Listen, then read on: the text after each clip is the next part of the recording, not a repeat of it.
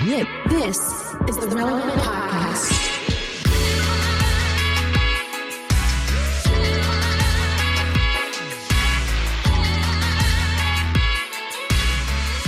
It's episode 1173, and it's the Relevant Podcast here in Orlando. I'm your host, Cameron Strang, and joining me from Loverland, Virginia, it's Jesse Carey.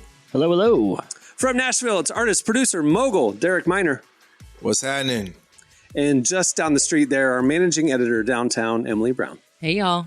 Derek, I'm glad you're safe. We were all very concerned. You told us via text just minutes ago, that you're running a couple minutes late because of why? Because I told my kids repeatedly, now that they're out of school, that you can't just do what you want to do upstairs, and you should talk to me before you use the microwave or the stove. My 10-year-old decided that he wanted to make some fish sticks and put them on cook for like 10 minutes in the microwave. So I get a text from Vivint that says, your house is on fire. I run upstairs and I have a 10-year-old looking at me very stupidly. and I see fish sticks that look like charcoal now that are in the microwave. He didn't think to come downstairs and grab me. Nothing. He just looking at the microwave like, oh my God. Now, 10-year-olds can read on the back of a package that says microwave on high for 3 minutes, right? First of all, fair, go ahead. Well, it's because he's black. Like, black people, we don't read instructions on cooking. That's what it is. You just follow your heart. You just follow your heart. Like, I ain't never seen my auntie use a recipe in her life. Like, it's just, we don't do that. It's like, I think I know what we're doing. Boom, it's what it is. You just got to burn down a couple of kitchens. You learn your lessons and you apply it moving forward. Yeah. I like that. I've never used a meat thermometer one time. When I'm grilling, I know when it's done. I just feel it. Like, dude, it's the hand test. Absolutely. This is rare. This is medium rare. Yeah. No, he medium. means he feels it in his heart. Yeah, I don't. There's no timer. There's no temperature.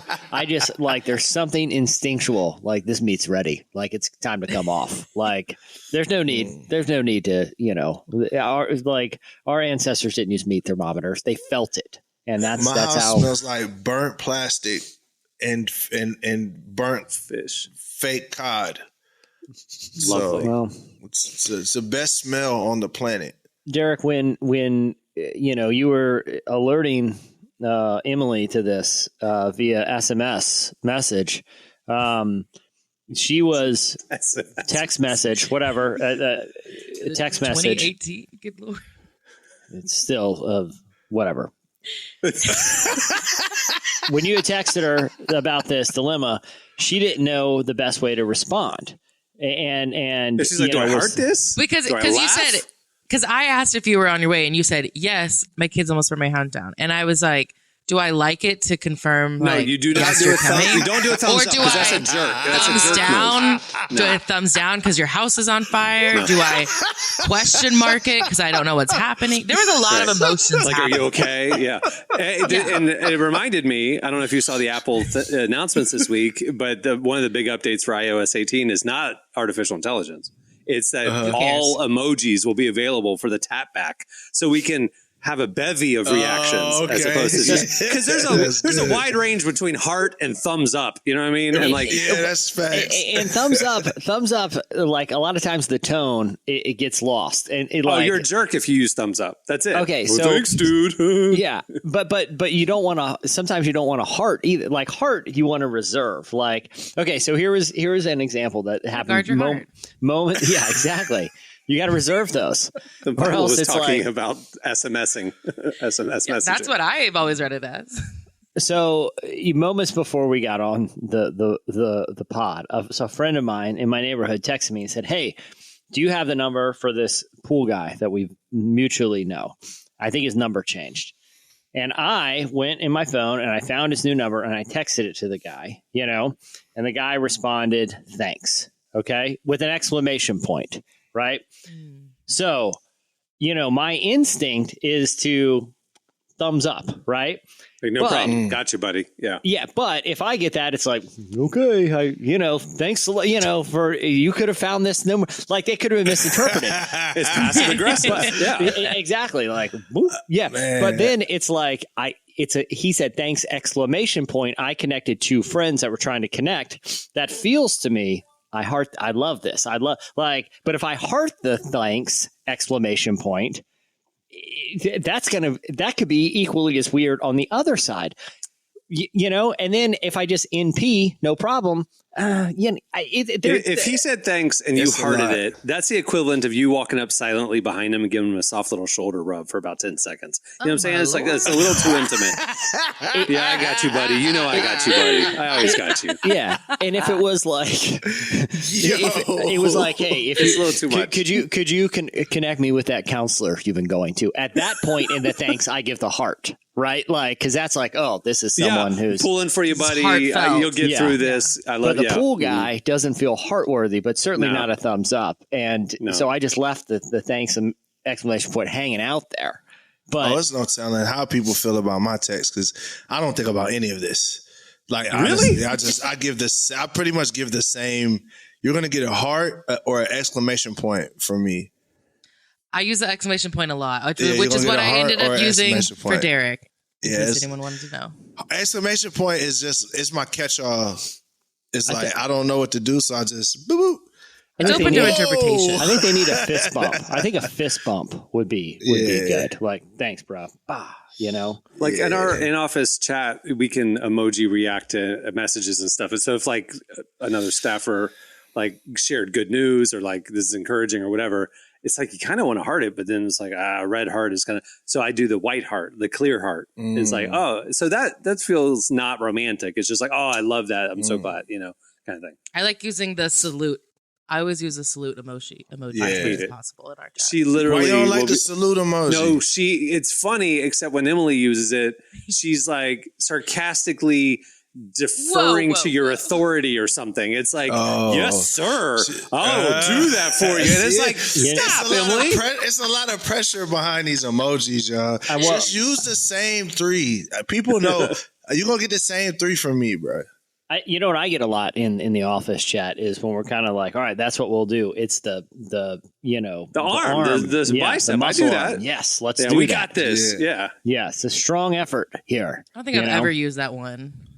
But that well, it's like because in the Google chat that we use, the strong arm is for some reason a robot arm. It's not like the human arm that Apple has. So it's weird that I'm throwing like this weird robot prosthetic limb. It's like this mechanical piece of metal. It's really strange. I don't get why they don't have. They do have a real arm. Do they? I type in arm and the robot arm comes up. Anyway, doesn't matter. Try bicep. Well, we have a great show in store for you today. Coming up later, we talk to Caleb Hearn.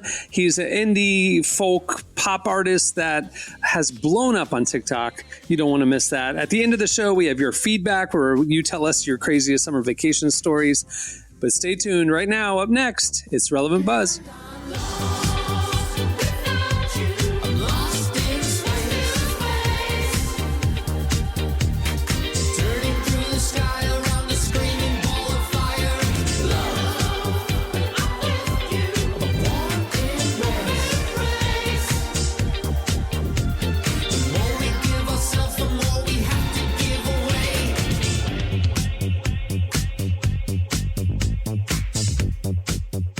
You're listening to Foster the People. The song is Lost in Space. Today's podcast is brought to you in part by Mercy Ships. Globally, 5 billion people lack access to surgical care. In sub-Saharan Africa, there's only one surgeon for every 200,000 people. Mercy Ships provides free, life-transforming surgeries for people who have little to no access to medical care. They help the blind see, straighten twisted limbs, remove deadly tumors, treat cleft conditions, and so much more. With state-of-the-art hospital ships, they provide safe surgery to children and adults living with treatable conditions, and it's completely free of charge. They do all this work with an all-volunteer crew of professionals who donate their time and talents. Surgeons, stewards, nurses, engineers, and more make the world a better place. Your donation today provides free, safe surgeries to people in desperate need of help. All gifts are matched, so please donate today at mercyships.org/give. tebow.com/relevant. Today's podcast is brought to you in part by Tim Tebow's book, Look Again.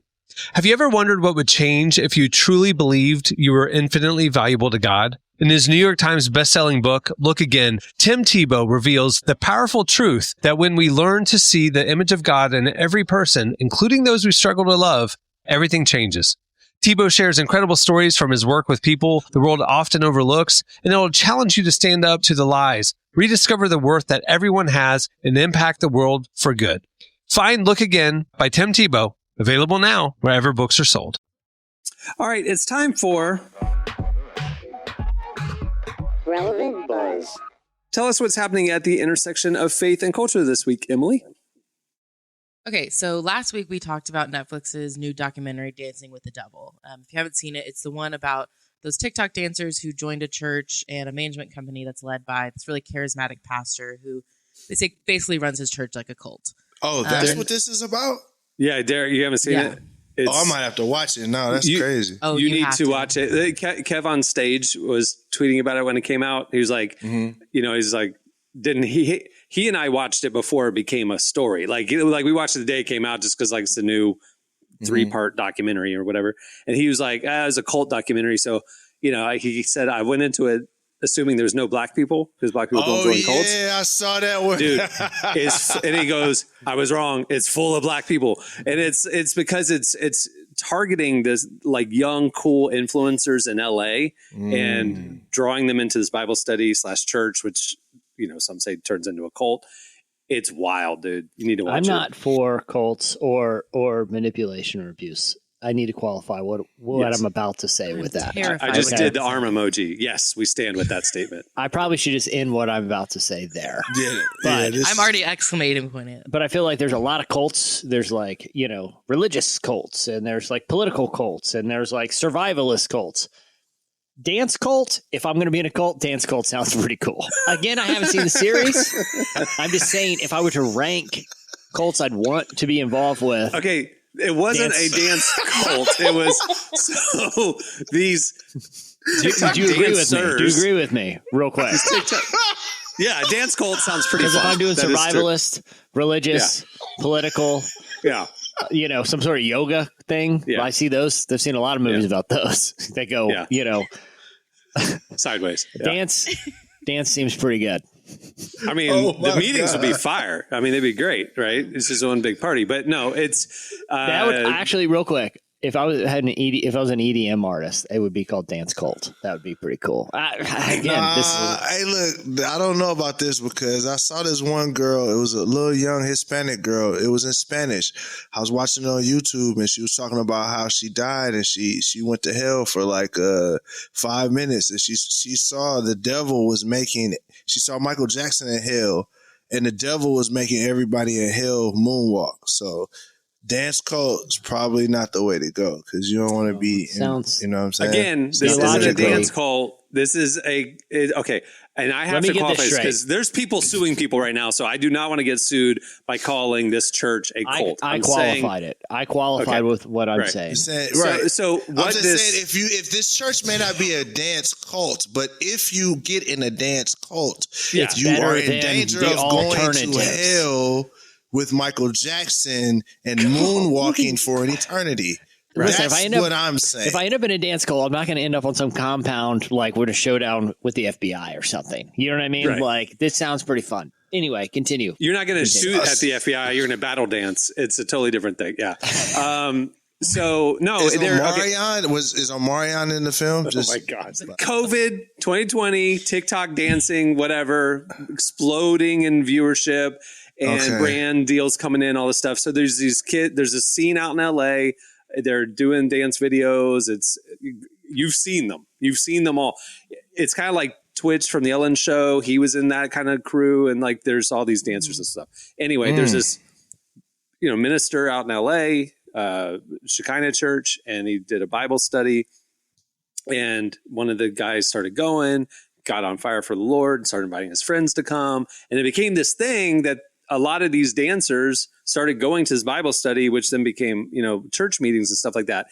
So the fact that they got involved was kind of organic. It was like friends inviting friends sort of a thing. Once they got involved, the story goes deeply sideways, and that's what the documentary kind of uncovers. So it's like these mainstream, heavily popular, like 10 million followers type accounts on TikTok, like all on fire for Jesus, going to this church. They're famous. There's a lot of money being made. The pastor becomes their manager and their pastor, and it just gets sideways. Anyway. See, So that's already setting itself up for a bad day. Yep. Money Manager and ministry. pastor or manager and parent. Right. Never good. Never so anyway, good. it's definitely worth watching because we're all in the media industry and entertainment industry and it's like the church world. And the first episode, we talked about this a couple weeks ago, but the first episode I was watching skeptically because I was kind of like, is this really kind of like that Hillsong documentary where, former members are like, and then they ask you to work on Sundays, like in the kids' service, and they won't even pay you. And then they ask you to give 10% of your check. And like, it sounds weird to outsiders, but within the church world, it's not weird. I was watching it through that lens because it kind of was telling some of those stories. I was like, it sounds like sour grapes. Nope. Episode 2, it goes, what is going on? And episode 3 is crazy. So like, I would say, watch it. It feels familiar. And then it shows like the abuse of ministry and influence that a person with bad intentions could have and bad dances. And dance. Yeah. Lots of dancing. There actually is quite a bit of dancing. Yeah, there's a lot of dancing. No, we really do highly recommend it. It is a really good documentary. So this thing is still going on? Dude, it's actively happening right now. This is not like 10, 15 years ago. This is still people are in it happening today. Yeah. So right. So this is like within the last probably 2 years, a lot of stuff has like really started to come to light. And like I said, there in the documentary, there were a lot of dancers they spoke with who are now out of it and have kind of seen the things that have, the very problematic things, honestly. But not everyone has left. And one of the women who's kind of she's one of the main focal points of the documentary is a dancer named Miranda Derrick. She's really big on TikTok.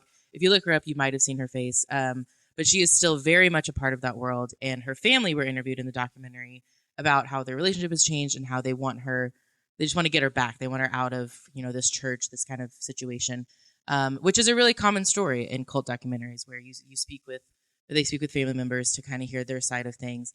But Miranda is very tech savvy and she is very popular on social media. So she's been posting her own videos saying that she is not in a cult and that actually the documentary has put her in danger now because everyone sort of thinks they know her situation. Did she consent to be on the documentary, or was she's not on it? Her sister. At the end of the series, the documentary producers do kind of put a little notice saying that they had reached out to her and a few of the other dancers who are still with the church, and that they hadn't responded. So the whole thing is saying she's in a cult. That's why she didn't want to. Well, no, that's what I'm saying. Like she declined to share. She declined to speak with them, but now she's speaking, like sharing her side of the story.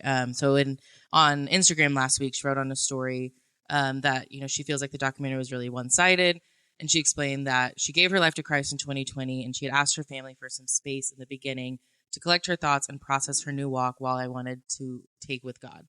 My family didn't honor the space I asked for, and I saw a different side of them I've never seen before. And she just kind of goes on explaining like why, her family's saying that she's pulling away from, or that she's being kept from them. And she's kind of arguing, actually, no, I'm on this new spiritual journey and you didn't support it. And people are starting to react to that by sending her death threats. She actually posted a clip where she just talked about sort of the harassment she's been receiving. We're going to play a clip so you can hear what she has to say. Hey guys, I know I don't normally make this kind of content, but I just wanted to be transparent and a little vulnerable with you. But before this documentary, my husband and I, we felt safe.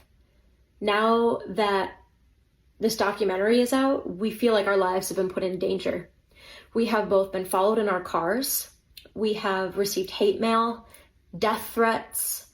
People have been sending us messages to commit suicide. We've been stalked. Someone said that if I see you on the street, I'm going to come and gut you, so you better get security. Someone also said that if I see you walking on the sidewalk, I'm going to come and shove you in the trunk of my car. So these are just some of the messages that I've been receiving behind the scenes. And I honestly don't understand how my parents and my sister thought that this documentary would help me or would help our relationship in any way. I just don't understand that. And I have been getting together with my family for the past couple years privately to work on our relationship, to make things right, to mend what has been broken. And I've been loving it. I've been loving getting together, laughing, just enjoying each other's company. And this documentary has made it very difficult to continue doing that. All right, Shaw. This is a question I got. This is a general question because this happens often. What did this girl do for just strangers to have this kind of vitriol towards her? I don't understand. If she wants to be in a cult, that ain't got that's none of our business. And I haven't watched the documentary, so I don't know if the cult is doing stuff to people that's like evil or something. Maybe that's what it is. But I'm like, if she's just in this thing dancing for Jesus. There's a couple of things. One, there are a couple members of the organization that have claimed sexual abuse that was covered up. Most of the people's experience that have left were talking about how the church was very hands-on and controlling with their money. So I, the pastor, am your manager. So I'll deposit $100,000 into your account. Here it is. And then I have control of your account. So I'm going to take out my 20% management fee. I'm going to take out 10% tithe for the church, 10% tithe to the man of God, 10% tithe to something else. Plus then, and all of a sudden you're left without that 100,000, you're left with $4,000. And there's receipts showing it. Like, this is like literally my bank transactions. Mm-hmm. And the church was doing that without them choosing to do it, And so go ahead. I'm sorry. I was gonna say, but if that's the case, Cameron, isn't this girl a victim then? Like, wouldn't she be the victim? Thank you. Yes. And that's why we wanted to play this clip. Last week, she came out and said, hey, y'all, I'm not in a cult. I just love Jesus now. And my family aren't believers, and so they just don't understand. I need to have healthy boundaries, and that's why I've kind of limited my relationship with them as I've started this new chapter of my life. That's what she said last week. This week, and we understood that. This week, she's saying, I'm getting death threats. And that's what we can't understand. It's like, if you're concerned for Miranda, thinking she's trapped in a cult, why would you threaten her? You would want to rescue her, if anything. You pointed out exactly why this caught our eye. It's weird. Yeah, but the internet does that to people. That makes the modern internet is an outrage machine, and it more than any other emotion, not empathy, right? Where in this case, like it's the opposite of empathy. It fuels outrage and just makes people angry. So it is a concerning story. All right, what else do you have? Okay, so we've been talking about the rise of nuns for a really long time now, right? The uprising of nuns. The nuns forming an army to overthrow. Yes, I am talking about Sister Act 3. Psych, that's not what we're talking about. I'm talking about... Psych. Man, she brought it all the way back. Wow. Yeah, and she side-eyed me for saying SMS, which I'm pretty sure is still the technical term. Yeah, and but she dropped a psych in here. Yeah. I feel like I'm team psych, not team SMS. Anyways, no, I want to talk about the people who have no religious affiliation, the nuns. For years, researchers have predicted that by 2070, nuns would be the most popular religious demographic in the U.S. And it would encompass 52% of Americans, so the majority. Can I just say this would be so much more shocking if it was the other nuns? That if NUNS became 52% of the American population, that would be the story of the century. Anyway, continue. I will say, with how dating apps are going, there could be an argument to be made that those nuns are going to have a rise soon. But that's a story for a different day. No, this year there have been a few new studies that have come out that argue that nuns actually might not be increasing anymore. It seems like things have actually sort of plateaued for the group, and they might not be taking over. So since about the 1990s, there's been a really big increase in the nuns, and the 2010s saw their biggest jump from 24% in 2010 to 34% in 2020. 10% in just 10 years. That's a big it's a big increase. But ever since 2020, it hasn't changed. It's remained at just about 1/3 of Americans. With the younger generation, Gen Z, it's actually going down. The so like I said, non-affiliation, saying they have no religious affiliation, is going down. Does that mean that more people are falling into like atheism? Like, because like when I just say I have no religious affiliation, just I don't really have any strong convictions. Are they falling into atheism, or are they finding God? Like, why is the number going down? It's going down because they are finding religion. So in 2022, Gen Z said that 48% of Gen Z said that they were nuns. Last year in 2023, that number dropped 6% to 42%. So they're definitely trending down, kind of at a fast pace too. That's huge. Yeah, I wonder.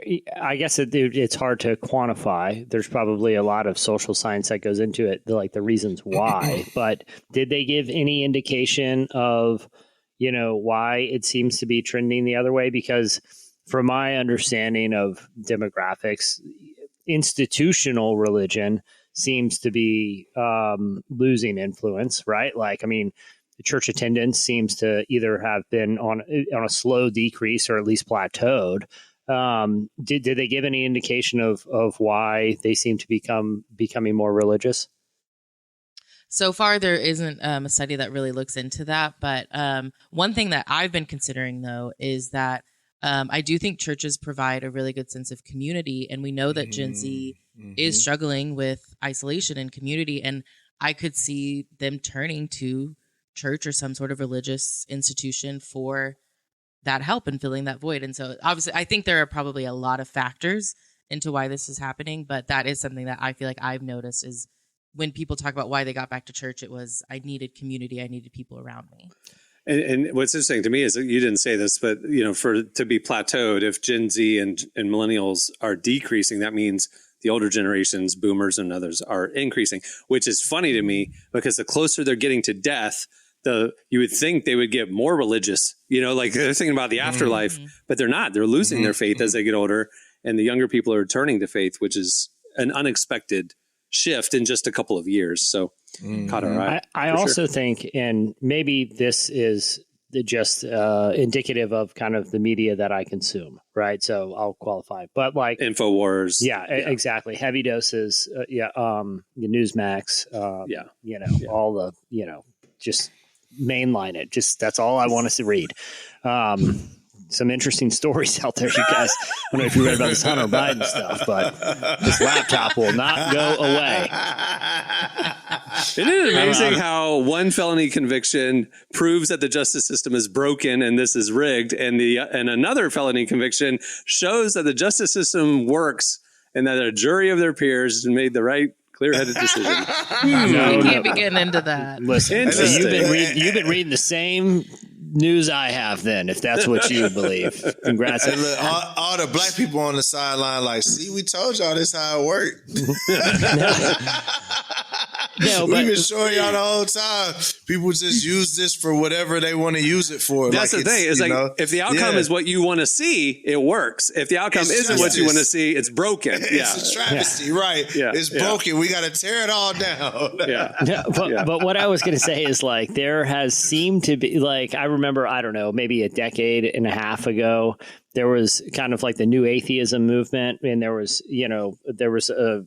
a lot of like kind of a lot of books and intellectuals that were making the case, not just against like kind of a scientific belief in God, but also how destructive religious institutions were. Had the work of, Christopher Hitchens and, The God Delusion was another big book around that time. And it seemed to be, sort of very like trendy, where I feel like a lot of intellectuals now for a variety of reasons. But one interesting reason, I think, there's been recent kind of discoveries in the world of like physics and even with like the CERN particle accelerator and how, we're getting these, images back from like the James Webb telescope that are really calling into question even like how we interpret the age of the universe. I mean, the conventional thinking up to now says like 13.5 billion years. Now that's being totally rethought based on brand new kind of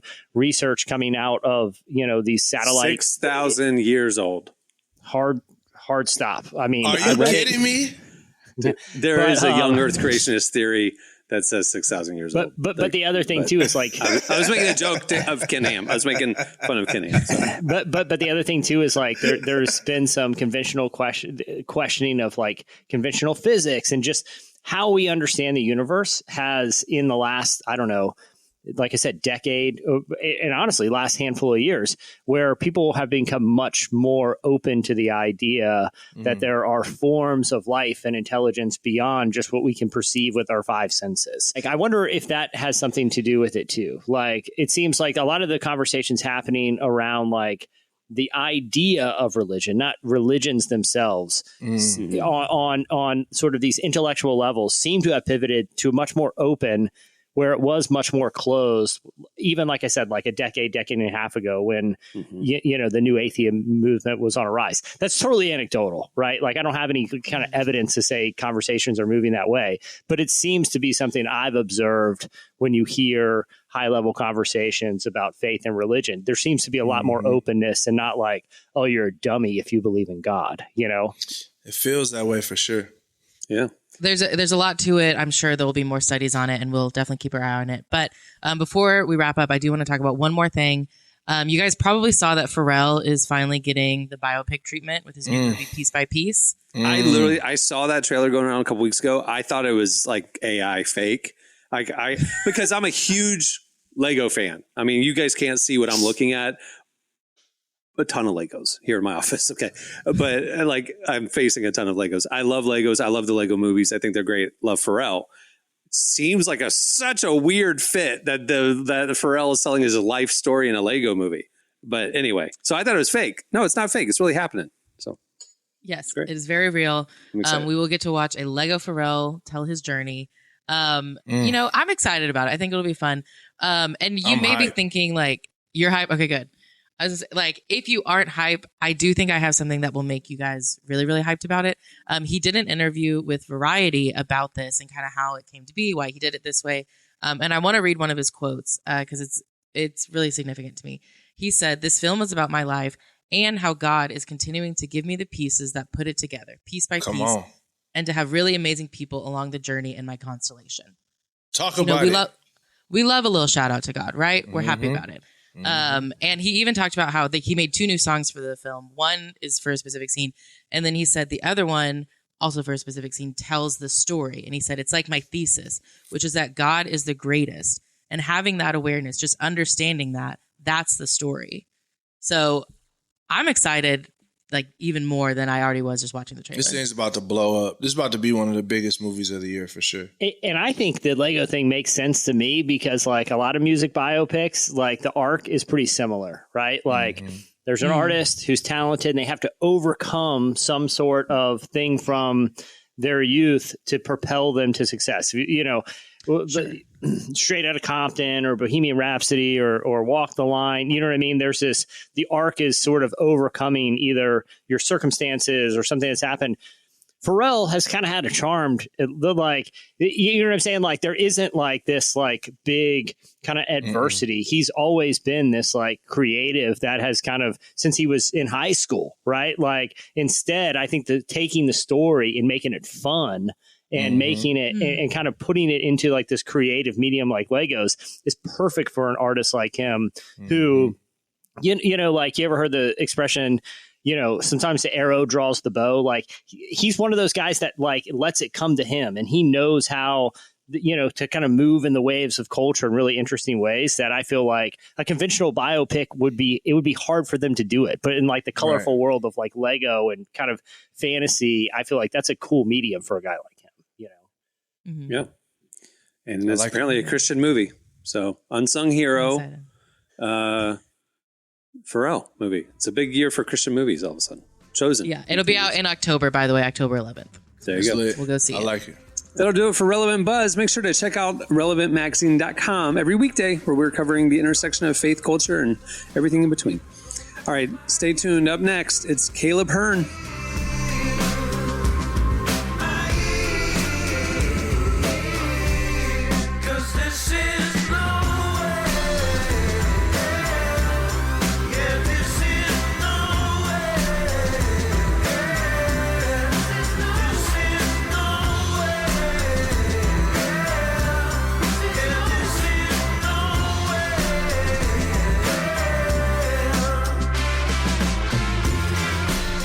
You're listening to The Black Keys. The song is This Is Nowhere.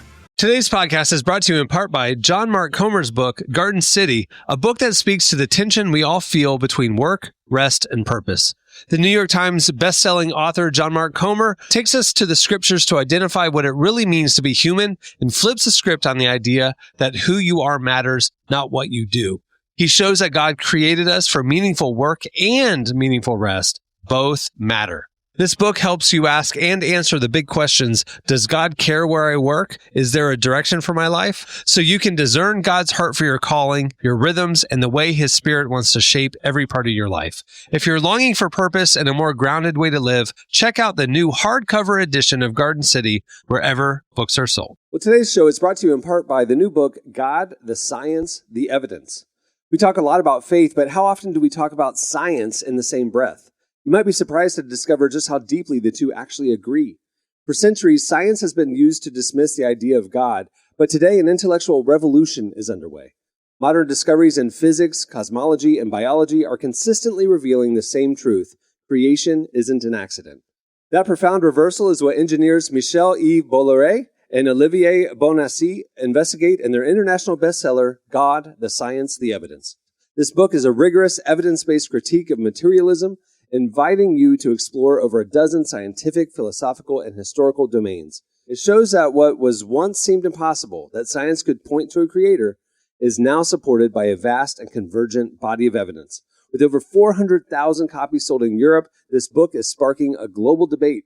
It's thoughtful, fascinating, and a powerful reminder that reason itself affirms the existence of God.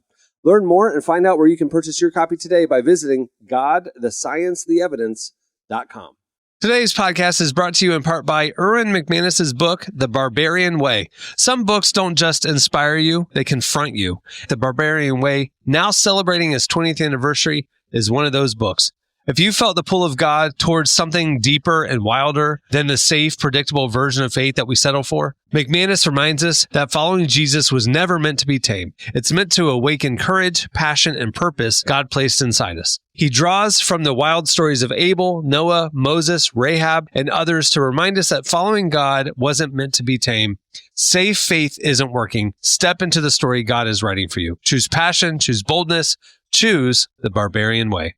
Available now wherever books are sold. Which is also where you'll be able to see them perform this summer after they canceled their arena tour. Nowhere. Well, our guest today is Caleb Hearn. He's a folk pop indie singer-songwriter who's blown up on TikTok over the last couple of years with songs like Always Be and Brown Eyes, Brown Hair. He's releasing his debut album a little later this year, so we wanted to sit down with him to hear more about his unexpected journey and how his faith in God has played a major role in his career. Here's our conversation with Caleb Hearn. You hold me in the darkness, hold me till it hurts as you tell me that I'm alright, show me where the light shines through. Please stay, love me through the weather. Please say this will be forever. Hold me in the darkness, even when it's hard with you. You know, I would really love to hear sort of your origin story. Like, when did you start making music, and what made you want to pursue a career? Yeah, it's a interesting question because it's kind of like one of those things where I started and then I kind of put it down and then got back into it and that kind of thing. So I started making music, technically not professionally or releasing music or anything, just like really started writing songs when I was like 11 or 12 when I got a guitar for Christmas. And it was during the whole Taylor Swift, Ed Sheeran era. And which I guess you could say they're both still in the same era. Nothing's changed. But for me, it was just like looking up to these singer-songwriters and learning how to tell a story with music. And I really enjoyed it. So I did that for just, as a therapy kind of thing for a few years. And then when I went into high school, I started playing sports. So I kind of went away from it a little bit. And I met my roommate now. He actually moved to Nashville with me, but I met him in high school. And he was interested in music as well, and we were like, well, like if there's somebody else that's doing it, maybe that's a sign, because I'm from a small town and it just was not a thing to make music or write or anything like that. So we would just do it after basketball practice actually, and just write songs, stay up late and that kind of thing. And we eventually moved to Nashville a couple years after, or a year or so after COVID. And during COVID is kind of when I started releasing music, and just seeing what I could throw out there and trying to get better and that kind of thing. And then we kind of made the jump a year after that and moved to Nashville. And and ever since I've just been kind of writing music and signed to a record label about 2 years ago, right when I moved to Nashville. And it's just been like a slow grind from there, I need you like water. A man in the desert. I need you like a child needs a father. You hold me together like. It is really cool for me to see how many artists move to Nashville these days. Do you feel like the move's been worth it? Like, have you changed or grown a lot since moving here?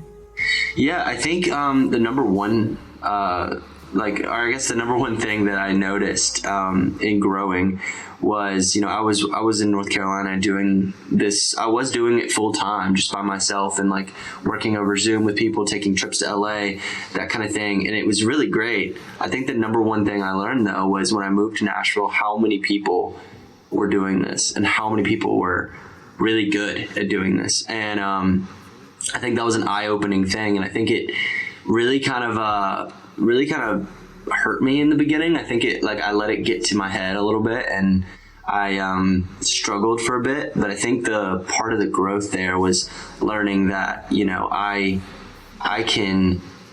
this isn't all just a competition and me trying to be better than the person beside me or whatever. That's the great thing about Nashville too, is it's just like, it seems like everyone wants to kind of grow together. And it's not a very like, oh, I have this and you don't. It feels like people genuinely want to see you succeed. And so surrounding myself with people that are working maybe harder than me at that time, it kind of motivated me to say, okay, like he's working this hard or she's working this hard, and I need to be doing that because I care about it just as much, and I want to put myself in that same position. So seeing people succeed around me was a big growing point in my life, just because I was constantly watching people around me grow. And it kind of, you either stop what you're doing and go do something else, or you grow with them. And so I had to make that choice, and I think that was a really, really cool moment.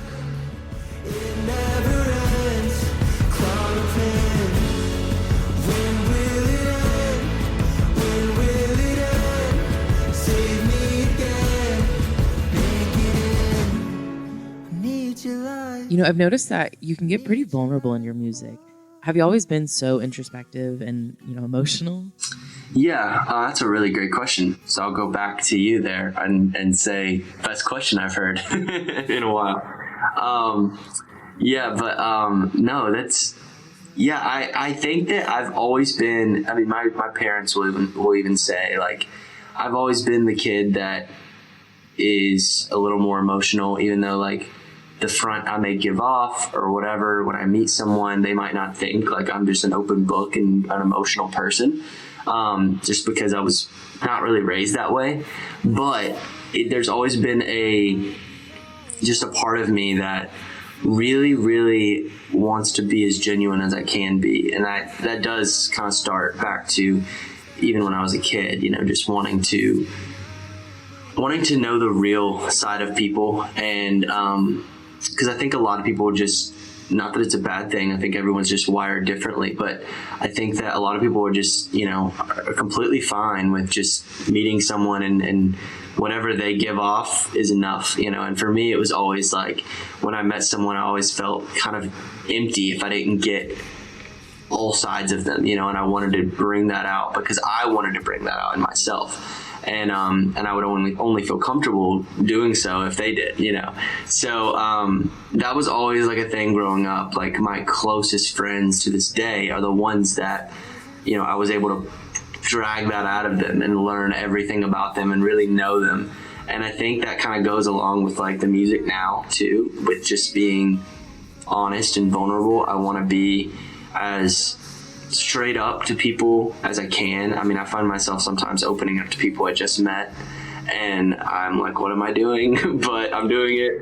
And it's just a part of me. I don't know. Like, I think it definitely can be like a downfall, but it also is really, really nice because obviously you kind of give away sometimes too much off the bat, and it's like, oh, well, they know everything about me. But I would rather it be that way than being kind of closed off and not really sharing, because I feel like the connections that you make with people are just so much deeper when that's your thing. And yeah, with music, I feel that same way with like the music I'm putting out. I develop a more personal and real connection with just fans and listeners and that kind of thing too, just from like going to shows and people coming up to me and telling me about this song that I wrote that means this to them, and like that's what makes it all worth it, because I would much rather have one person do that than 100 people just being like, oh yeah, like I like your jam, you know, or I like the music, you know. But it's just that personal, like, wow, you know, this song or this lyric really touched me and I relate to that, and then this long conversation stemmed from that. So it's definitely always been a part of me, for sure. I think I'm gonna love you. I think I'm gonna bring you home, and I think every little moment will lead us right where we should go. I think we're gonna learn how forever's gonna feel. I know you can't make every wish come true. You've also been pretty outspoken about your faith, both in your music and on social media. What role does your faith play in your music and career? Of course, yeah. I love that question. Yes, I am. I am a Christian. I was raised Baptist, and I don't necessarily love putting a label on it anymore. Just because of, you know, it's, you know, you get it. I think the best way to describe it is I have my relationship with Jesus is very important. And I, you know, whether or not I necessarily come out and say that blatantly in my music or not, I don't know if I ever will. I don't know. I might. I've thought about it, but I do feel like I just want my life and my journey to display that, you know, as much as I can. So whether that's in the lyrics and the music, I do try my best to kind of keep that, I guess you could say, like, image in my music, whether or not I'm saying it blatantly. I think it's the most important thing, not one of the most important thing in my life. And I think with my mental health too, they kind of go hand in hand. Like, that's a big thing that's helped me in my own mental health is my faith and my relationship with God. And yeah, it's been amazing, and I love talking about it, and really glad you asked that question. It's really cool. Forever's gonna feel, I know you can't make every wish come true, but I'll spend my whole life trying to. That was Caleb Hearn. Make sure to check out his new singles. I think he's got like 4 new ones out on Spotify. They are wherever you listen to your music. All right, stay tuned. Up next, it's your feedback.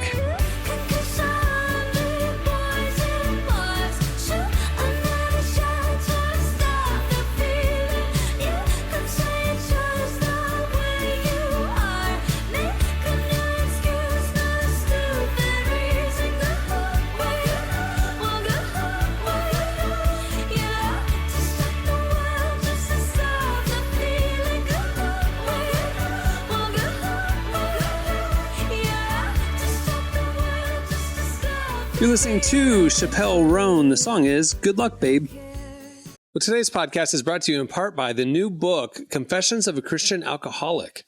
Author Jonathan Seidel knows firsthand how even believers can get stuck in shame and destructive habits, especially when it comes to one of society's biggest obsessions, alcohol. In Confessions of a Christian Alcoholic, he details his spiral into disordered drinking and shares the 4-step process he eventually used to break free. There's hope for alcoholics who become Christians and for Christians who become alcoholics. Find Confessions of a Christian Alcoholic wherever books are sold. What if you could change a child's life with just $10? Right now, thousands of vulnerable children in East Africa are suffering from jiggers. It's a painful, preventable parasite that burrows into their feet. Soul Hope is the only organization treating it through foot washing, medical care, and durable closed-toed shoes that protect kids long after treatment. $10 may not seem like much in today's world, but when we come together, those small gifts add up to big change. Join the 10 for 10 campaign. $10 protects 10 small toes. Visit soulhope.org/10 to give now. One small gift makes a big difference. Again, that's Soulhope, SOLE, hope.org/TEN. Good luck, babe. That's what people say when they break up. Yeah. All right, it's time for your feedback. Last week we asked you, it's, summer, vacation, stuff like that. I forget what story we were talking about that brought this up. Oh, Jesse's entire cruise. That's right. Oh, yeah. Jesse's cruise. There you go. What is your most memorable or craziest summer vacation experience? You guys hit us up on X at Relevant Podcast. Some of you DM'd us longer stories, and here's a few of our favorites. Hayden said, halfway through our Italy trip, we were notified that instead of asking for the check at the end of a meal, we had been very politely asking for our waiter to sing. My only problem with this tweet is that sounds like the beginning of the story, not the entire story. Like, what did the waiter sing? Like, So they were doing the little international check symbol hand motion, and in Italy I think they were asking in Italian, or they thought they were asking in Italian for the check, but they were saying, "Can you sing? Sing, please." Where a waiter's like, "All right, here we go." I guess My I time got to work shine. for a tip. Yeah. All right, well, they asked That's for pretty it. funny. Every time you ask for a check, he just starts busting out in song. You're just like, we just want to pay and leave, Sing, man. please. Yeah. And and they're handing them money. You know what I mean? Like, when the moon That's is dry. crazy. It's Italy. So obviously that's the only song they sing at dinner there. Lily says, I'm from the U.S. and anyone in the U.S. knows that McDonald's ice cream machine is always down. It's comical because it's like that all over the U.S. Well, she goes to Bangkok, her and another American friend, and they said, man, well, let's check out these McDonald's chains. And they get some great food, but they ordered an ice cream, and guess what? The machine is down. Honestly, that's kind of beautiful that worldwide, no matter where you go, you can never get. Who was the last person to get McDonald's ice cream? Has anyone gotten it in the last 5 years? First of all, you can go to McBroken.com and there is a live interactive map of your area that you can search your area and see if the ice cream machine is down or not. In most major metro areas, it's about 10 to 15% of the McDonald's that have it down. But that feels low. You can check your area. Go to McBroken.com. I looking point this out. now. Nashville doesn't look like there's a lot of them here. Yeah, in Orlando, I'm looking at 90% are up right now. There's a few that are down. You know why it's down all the time, though? We've talked about this. It's because they signed a contract with the vending machine or the supplier that they cannot service the machines except this company that they bought it from can service it. So if it goes down, they're at the mercy of that company to come out and fix it. And apparently they're just terrible at customer service. They can't just have a local guy fix it or a staff member just reset this or whatever. Contractually, the union rules or whatever, only a service person from this one company can come and fix it. That's why it takes forever. Oh, the one by my house is working. I might go get me some ice cream. There you after go. this is over See? with. The one by my house is working. Kid who almost burned down the house? No, he doesn't get anything. he may not be able to stay here when I get off. Yeah. He may be coming to stay with Cameron for the rest of the summer. Hey, bring it. I'll welcome him gladly. I'll just unplug the microwave when I'm in the other part of the house. It's all good. Can't mess with it. He's like, your microwave doesn't work. It's like, yeah, I know. It doesn't work for you. Right. I do want to talk about John Paul's. He was in Brazil and he went to a church that was called, I'm not even going to pretend to say this, but he thought it was just a normal church, right? It had a giant dove on the front. He goes in 30 minutes later after having 2 exorcisms because I didn't speak Portuguese and was too polite to shove the pastors during a church service. I stepped around the person trying to block the door and ran down some dicey Brazilian road alone at night. That is crazy. That's terrifying. That's not good. I ain't gonna lie, that's terrifying. Dang, That one would homie, stick with me for a while. I'm sorry, homie. Well, there's a lot more where that came from. I mean, like a lot more. So if you want to check them out, well, you can't get into our DMs, but you can go see the replies over at Relevant Podcast. Okay, it's time for this week's Editorial question of the week. Well, we were talking earlier about Derek's near-death experience. Sorry, man.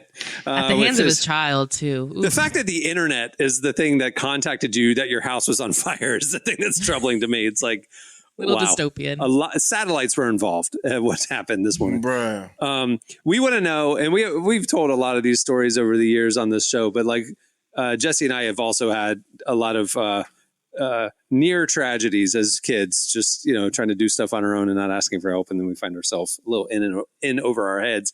We want to know, what is something you did as a kid that maybe went a little more sideways than you had planned, like almost burning your family's house down when you just wanted some fish sticks. Hit us up on Twitter or X at Relevant Podcast, or wherever you see us post this question. Tell us the times that you were, time you were a kid that you had a near tragedy. We don't want any sad stories. We want near tragedies. Yeah. Not actually that something horrible happened, Anyway, hit us up. We'll read our favorites on next week's show. Well, before we wrap up, I want to thank Caleb Hearn for joining us. Make sure to go check out his new music wherever you get your music. It's obviously on TikTok and stuff, but it's on Spotify and everything else. And keep your eye out for his debut solo album coming out a little later this year. Also, keep your eye out for something else we might be doing with him in a couple of weeks. Not to give it away. All right. Hey, make sure to check out relevantmagazine.com every day, where we are covering faith, culture, and everything in between. We have we're posting new content all the time. Follow us on all the socials. If you want the best content experience from Relevant, make sure to check out Relevant Plus. For those $2.50 a month, you get ad-free, unlimited reading at the website. You get an ad-free version of this podcast. You get a beautifully designed digital magazine and more. All the info is over at the website. Just click the Relevant Plus tab right there at the top and sign up today. All right. On that note, we'll wrap things up. I'm Cameron Strang. I'm Jesse Carey. I'm Derek Miner. I'm Emily Brown. All right. We'll see you on Tuesday. Have a great weekend, everybody.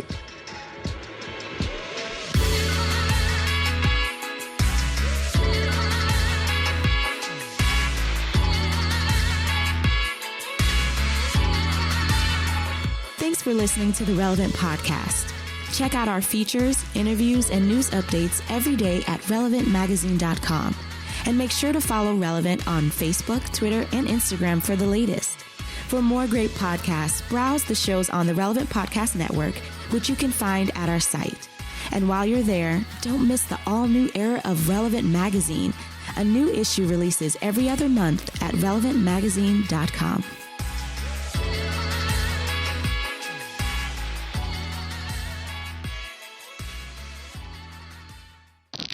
Like heart, you want to reserve.